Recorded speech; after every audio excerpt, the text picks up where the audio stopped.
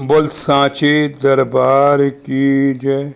जय जगत जननी माता जी ट्वाडी सदा ही जय। बोल मेरे दिल वाली सरकार की जय।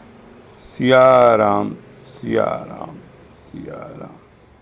सात संगत जी, एक बार मेरे हजूर बाबा दिलीप सिंह बेदी महाराज और संपूर्ण सिंह के साथ मथुरा गए। मथुरा में रात को आराम करके सुबह मेरे हजूर ने कहा, आज मथुरा के मंदिर में घूमने जाना है और नंगे पाँव जाना है। संपूर्ण सिंह अपने बाबा दिलीप सिंह बेदी महाराज जी की लीला, किस लीला ना समझ पाए। कहने लगे, हजूर नंगे पाँव क्यों जाना है? नंगे पाँव तो कृष्ण भगवान जाते थे, जंगलों में गाय चराते थे। यहाँ छाले पड़ जाएंगे, क्यों ना हम लोग पास जूतियाँ हैं, जूतियाँ पहन के जाएं। लेकिन मेरे हजूर बाबा दिलीप सिंह बेदी महाराज ने संपूर्ण सिंह को कृष्ण का रूप दिखाना था। उन्होंने कहा, नहीं, मैं नंगे पाँव जाऊँगा।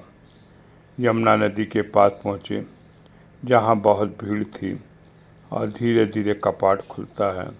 हजूर के सामने ही आगे एक मटमैला कपड़े पहने हुए, गंदे कपड़े पहन के दर्शन करने के लिए लाइन पे लगा हुआ था।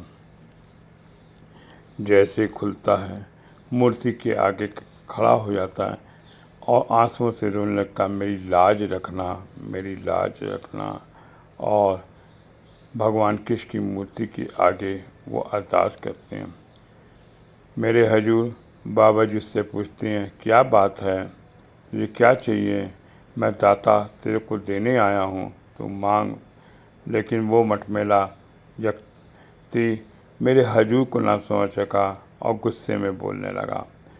तब भी मेरे हजूर बाबा जी मुस्कुराए और कहने लगे, संपूर्ण सिंह, ये 600 साल पुरानी मूर्ति के आगे, भगवान कृष्ण के आगे मांग रहा है कि मेरी लाज रखना, मेरी लाज रखना।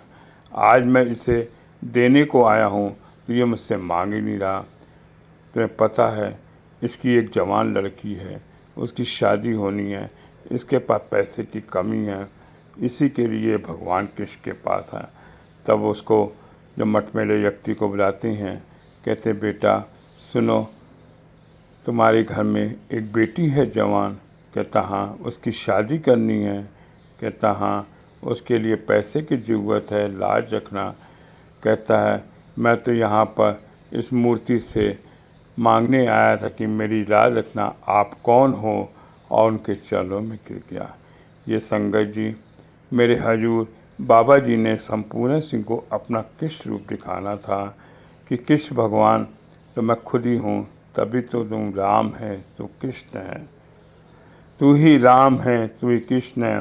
तब संपूर्ण सिंह की आंखें खुली कि यही मेरे हजूर बाबा जी कृष्ण भगवान हैं। उस मटमैले यात्री को हजूर जी ने आशीर्वाद दिया कि जा, तेरी जवान बेटी की शादी हो जाएगी, और उनके चरणों करके उनका आशीर्वाद लिया। संगत जी, मेरे हजूर को हम न समझ सके, वो ऐसी ऐसी लीला करके बताते थे कि मैं क्या हूँ, कभी अपने को दर्शाया नहीं। बोल सांचे दरबार की जय। जय जगत जननी माता जी ट्वाडी सदा ही जय। बोल मेरे दिल वाली सरकार की जय।